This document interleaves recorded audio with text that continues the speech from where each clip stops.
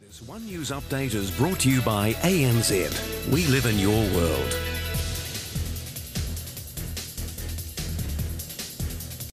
A protest against budget cuts is tonight paralysing one of the busiest streets in our biggest city. Hundreds of students are blockading Simon Street, a major route in and out of inner Auckland. Amy Kelly's been at the student demonstration.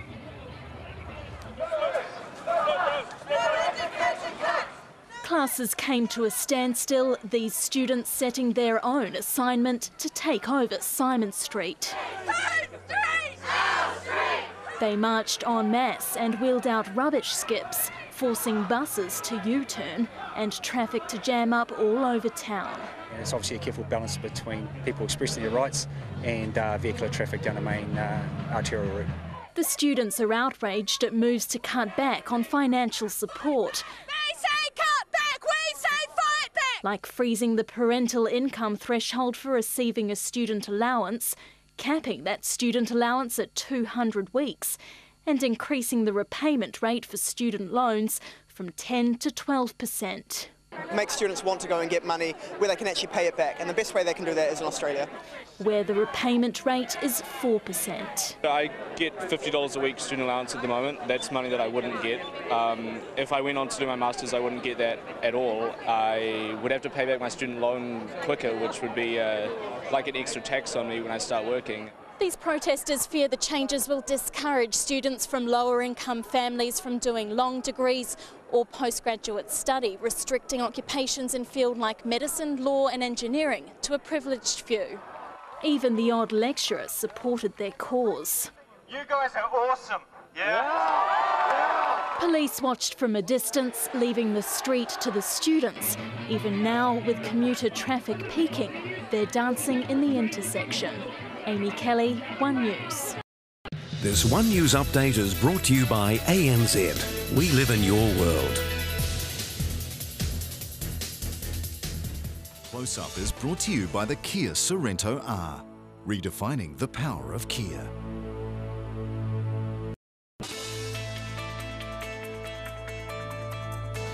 I've got something here I want you to check out. Now, let's have a look. This is Bill English. It's 30-odd years ago. He was a student at St Pat Silver Street, same school I went to, actually. And I bet the word budget would never have entered his head back then. So we decided, let's send Matt McLean back to the old school to see what the Bill Englishes of tomorrow, whether they could make a zero budget. Look, the professionals have their go. Let's give the gifted amateurs a crack. In 2012, teenagers spend their money on treats, texting and technology. But this week we managed to tear 8 Year 13 students away long enough to talk big budget. Budget. Treasury didn't tell me this. Meet Jared, Alexa, Jordan, Tim, Andy, Sean, Caden and Derek. I want you to think about the ways that you would gather the revenue and in turn how would you spend it and use it. Inside room K15, Mr Agnew's economics class has been hard at work. What we'll do is we'll get a scribe to come up and record those ideas on the board. St Pat's, don't forget, is Finance Minister Bill English's old stomping ground. See, that's him looking staunch in his first 15 photo. And so his 2012 counterparts sat down with us to discuss what they, as 17-year-olds, would like to see included in the budget. Lesson 1, asset sales. It's to increase competition in the market, it's not to and drive down prices. And so it's probably better if you can drive down prices of that utilities and stuff and then invest the money that you get from that and things that will increase revenue, then that's good. You can still maintain the control of the company or the asset, like Transpower, New Zealand, that sort of thing, and perhaps have a seat on the board so you can still be involved in the decision-making process. So the boys reckon the government should float 51% of private assets. The shares and stuff will be offered to New Zealanders.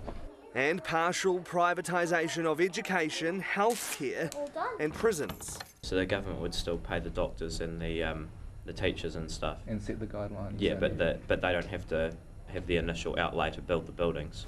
Next up, they're talking youth wages. What I was thinking was that you extend the youth minimum wage to 18 and then take that down to about $10 after tax. And then it's all about setting work habits when you're young, because if you get in the habit of working when you're like this age, you're not going to want to go into unemployment. Yeah, I don't think you'll be very popular with that idea. Yeah, but people under 18 can't vote anyway, so... This is a classroom debate though, so just in case you were thinking this was a teen version of the Nats, we found not everyone agrees. Caden and Andy have a concern. Firms are going to rather employ youth, and then to employ youth, the people over 18 are going to lose their jobs because they'd rather have a cost-effective way. But I think that sort of is going to balance it more between hiring a younger, more cost-efficient person in terms of them having to be paid less compared to a high-school person that can produce more output. Moving on to education. So the government will pick certain degrees that it thinks is really desirable and that the economy needs. And then so what they can do by that is that for those degrees they can offer interest-free student loans. And then so that means the government can basically choose where it sees New Zealand wanting to go in the future. But again, some agreed to disagree. By increasing interest, it's going to make more people unable to pay back the loan.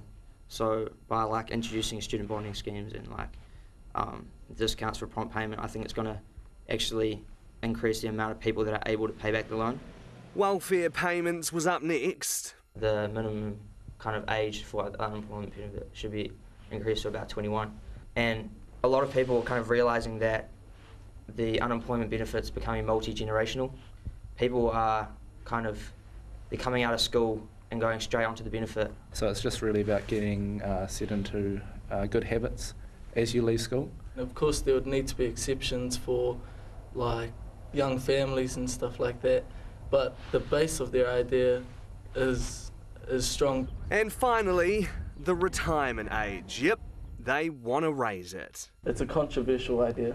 We need to do it for tomorrow's children and the kids of the future sort of thing, because like I've said before, we don't want to be in debt 60 years from now. And these guys know that these are just ideas, but they're ideas from tomorrow's leaders for today.